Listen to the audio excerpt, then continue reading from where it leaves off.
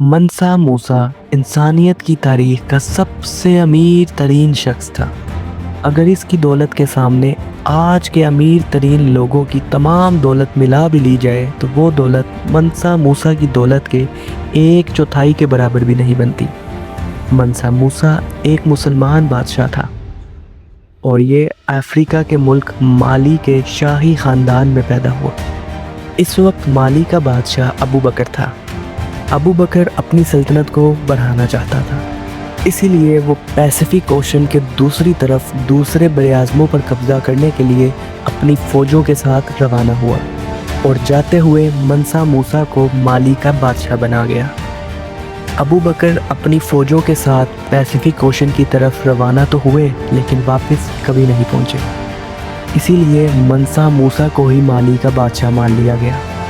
منسا موسیٰ کیونکہ ایک مسلمان بادشاہ تھا، اسی لیے بادشاہت ملتے ہی اس نے سب سے پہلے حج کا پلان کیا۔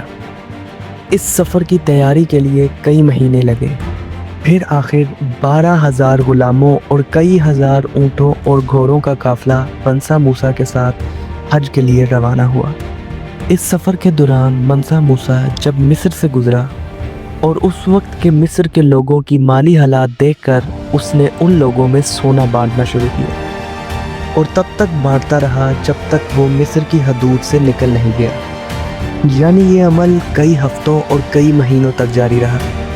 منسا موسیٰ نے مصر میں اس قدر سونا بانٹا کہ مصر میں سونے کی قیمتیں بالکل گر گئیں۔ اب سونا بیچنے والا تو ہر کوئی تھا مگر خریدنے والا کوئی نہیں۔ منسا موسیٰ کی دولت کا اندازہ لگانے کے لیے یہ واقعہ کافی ہے کہ وہ واحد شخص اس دنیا میں سونے کی قیمت کو کنٹرول کرتا تھا۔ مصر کے لوگوں کے پاس اچانک اس قدر مقدار میں سونا آ جانے سے مصر فائنینشلی انسٹیبل ہو گیا۔ بالآخر منسا موسیٰ نے یہ سارا سونا مصر سے واپس خرید لیا۔ اس بات سے ایک اور بات کا بھی اندازہ بخوبی لگایا جا سکتا ہے کہ اس وقت مالی کی سلطنت دنیا کی سب سے بڑی سلطنتوں میں سے ایک تھی، اور اس کی اصل وجہ یہ تھی کہ مالی میں سونے کی بہت بڑی کانیں موجود تھیں۔